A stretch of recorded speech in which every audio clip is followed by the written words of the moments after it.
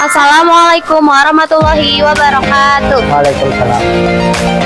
Di sini kami akan membuat video tugas wawancara dari kelompok 4.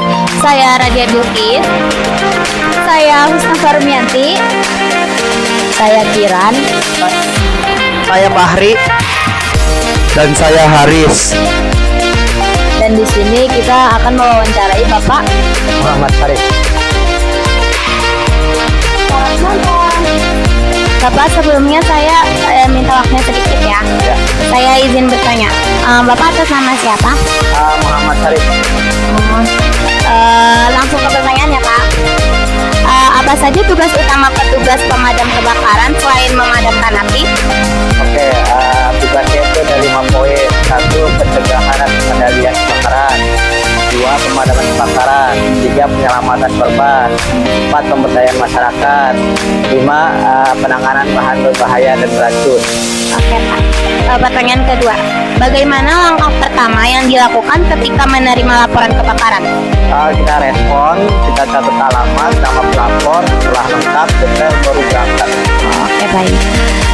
Pertanyaan ketiga, apa tantangan terbesar yang dihadapi saat bertugas di lapangan? Kebakaran apa? Kalau kebakaran tantangan terbesarnya satu ya di jalan ya karena macet. Oh iya. Yang kedua itu kadang di tempat kebakaran itu dia listriknya masih menyala. Jadi kita itu air ketemu listrik pasti menyatu mengalir, jadi listriknya nyamber ke air, ya itu bahaya. Tantangan terbesarnya listrik, terus sama tempat yang kebakaran itu jauh apa enggak, kita apa enggak, mobilnya masuk atau enggak. Ya. Baik, pertanyaan keempat, bagaimana cara damkar melatih fisik dan mental anggotanya? Melatih fisik yang paling olahraga sih. Olahraga. Kalau mental dari pertama awal masuk itu ada diklat. Diklat itu artinya pendidikan dan latihan. Jadi udah dimulai duluan di awal. Pertanyaan kelima, apa penyebab kebakaran yang paling sering terjadi di masyarakat? Kalau penyebab kebakaran itu 90% itu dari korsleting listrik. 2% itu dari human error.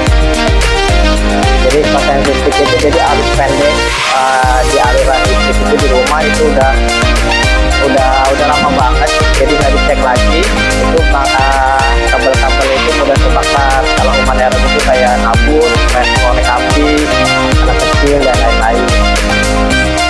Lanjut ke pertanyaan yang keenam ya, Pak. Ya. Menurut Bapak, apa langkah sederhana yang bisa kita lakukan di rumah untuk mencegah kebakaran? Langkah sederhananya yaitu ya tahu apa sih namanya, tahu mana api. Langkah sederhana mencegah kebakaran. Langkahnya ketika masak tuh jangan tinggal. Ya. Terus jangan main api anak kecil. Terus apa lagi? Itu kelistrikan di rumah itu harus dicek secara berkala, itu maksimal 10 tahun. Pertanyaan yang ketujuh, bagaimana cara menggunakan alat pemadam api ringan yang benar, Pak? Oke, cara penggunaan yang baik dan benar, Iya, Pak. itu ya simpel sih sebenarnya, cukup dipegang tuasnya itu di selangnya, terus dipencet tuasnya, baru disemprot. Kalau disemprot secara merata gitu ya? Iya, secara merata. Kalau itu harus praktek sebenarnya. Iya, simpelnya kayak gitu. Lanjut ke pertanyaan yang nomor 8 ya, Pak. Ya. Apa yang harus kita lakukan jika sudah terjadi kebakaran di rumah atau sekolah, Pak? Oke, tergantung ya, kalau misalkan kebakaran itu masih kecil, itu penanganan pertamanya lewat alat pemadam api ringan atau apa. Kedua, kalau misalkan api yang terbakar itu mudah ditutup dengan kain basah, ya langkahnya itu ditutup sama kain basah tersebut apinya. Tapi kalau misalkan udah besar, ya harus telepon pemadam agar nggak makin besar lagi apinya. Oke, Pak. Lanjut ke pertanyaan yang nomor 9, Pak. Oke. Peralatan apa saja yang penting bagi seorang pemadam kebakaran saat dibawa untuk bertugas, Pak? Oke, alat yang penting ya. Pertama ya fire jacket atau jaket pelindung anti panas, helm, sarung tangan, sepatu boot, terus sama SCBA atau oksigen yang ditabung bawa-bawa. Oke, Pak. Lanjut ke pertanyaan yang ke nomor 10 Kak. Bagaimana cara damkar bisa memastikan keselamatan anggotanya saat bertugas di lapangan Kak? Bagaimana cara memastikan keselamatan anggota pemadam? Ya Kak. Itu ya tergantung anggota sendiri sih. Tapi ada kayak komunikasinya gitu berarti ya Kak? Komunikasi itu ya ada, cuman sedikit kalau komunikasi itu TKP. Jadi kalau tempat kebakaran itu sering bekerja dengan insting sih. Jadi harus mengukur nih kira-kira di kebakaran di rumah ini bisa nggak dibuat masuk. Kalau misalkan perhitungannya nggak bisa masuk buat nerobos, matiin api nggak bisa, jadi harus dari luar. Jadi banyak perhitungan. Oke Pak. Ya, Teknologi apa yang sekarang digunakan damkar untuk mendeteksi dan memadamkan kebakaran lebih cepat? teknologi berarti secara apa namanya? Teknologi berarti di luar manusia ya, tenaga manusia ya. Itu kalau misalkan di Depok belum ada. Tapi kalau misalkan di Jakarta ada, robot pemadam. Jadi robotnya itu memprotein air itu dengan kapasitas air yang banyak, itu masuk ke tempat kebakaran yang tidak bisa dijangkau oleh manusia. Itu lebih efisien dan harganya juga lumayan mahal. Kejaran itu ada di DKI, kalau Depok belum ada. Gitu. Jadi pertanyaan selanjutnya Pak ya. Ya. Bagaimana cara damkar bekerja sama dengan masyarakat dalam keadaan darurat? Oke, bekerja sama ya dalam keadaan darurat, berarti dalam keadaan terjadi kebakaran.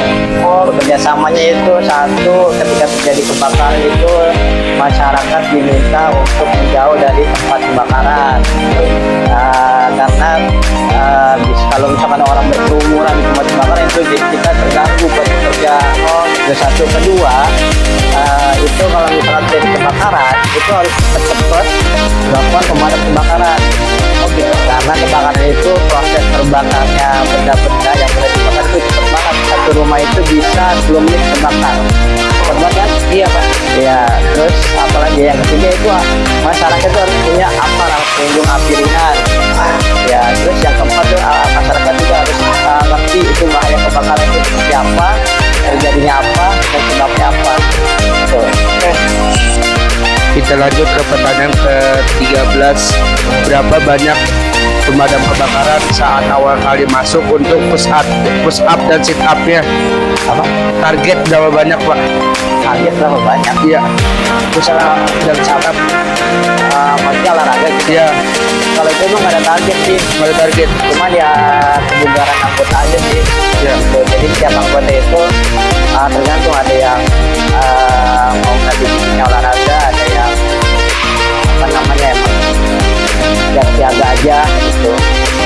Jadi kalau itu nggak ada target berapa kali gitu kan.